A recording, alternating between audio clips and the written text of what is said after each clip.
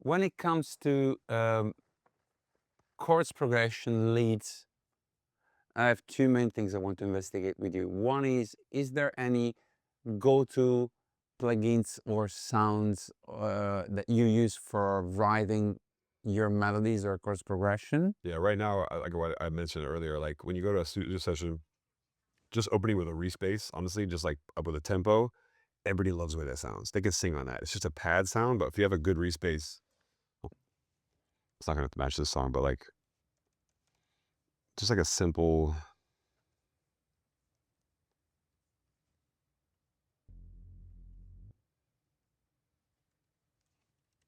Oh, it's actually not playing the. I'm missing the instrument. Thanks. Just something like this. You know, if I could play one, let me find an actual kit.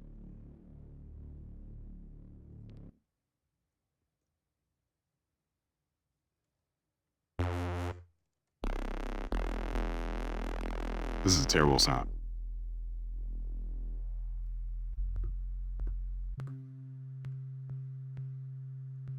For some reason, it's only playing.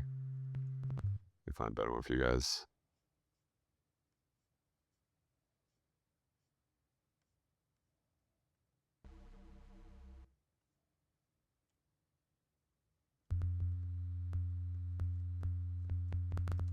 So it always looks Is it the same note? Yeah, hold on. I think it's in this.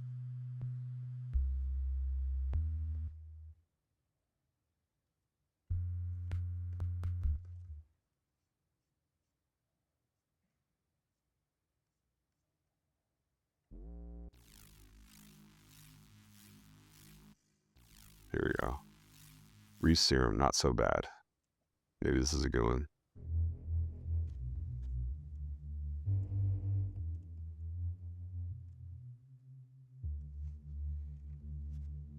Like something simple like this with a click track.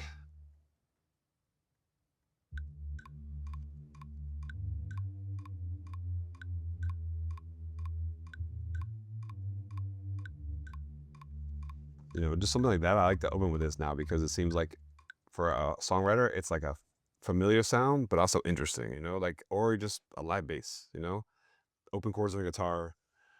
Uh, I write a lot of stuff just on bass too. It's easy and you can add textures later, like sounds that you like or experiment with sounds later. Cause a lot of times when I write records, I don't think I've ever had a record that sounds like the way we wrote it. You know, it's never like that. It's like we're on version 20, 30, 40. Um, when I show you Lean On, you'll see like how many versions it took to get to the version that was the one you hear on Spotify. Um, but it was written on a whole different tempo on a reggae record. And then we brought back the record because we like, that was a great hook. Now, how can we make the record great? You know, because the hook exists. We know one part was great, but sometimes you got to take some time to flesh out the rest of the song. And that was the first song where I wrote the lyrics with Mo, and I was like, man, we really got to spend time on this because this is going to be a big record if we write it correctly. If we give everybody the parts that they need, we need a great pre-chorus. And what was special about that record is that Mo is Danish and English is her second language. So some of the words nobody could have written but her. Because, you know, she's thinking in like poetic, more words about colors. And the fact that there's a gun in the chorus doesn't really make sense for us, but it was like, it made sense for her. So sometimes language is a barrier, but also times it becomes like A creative process. an asset because you don't understand it that well. When I write country records, it's so literal. Like the records have to be so easy to understand, and not that hard to translate. You know, when you're writing a psychedelic record, if I'm writing with something like Tame Impala style, you want it to be as abstract as possible because that's what kids are into, you know, or like Playboy Cardi or rap. You don't even need words, you just need a vibe.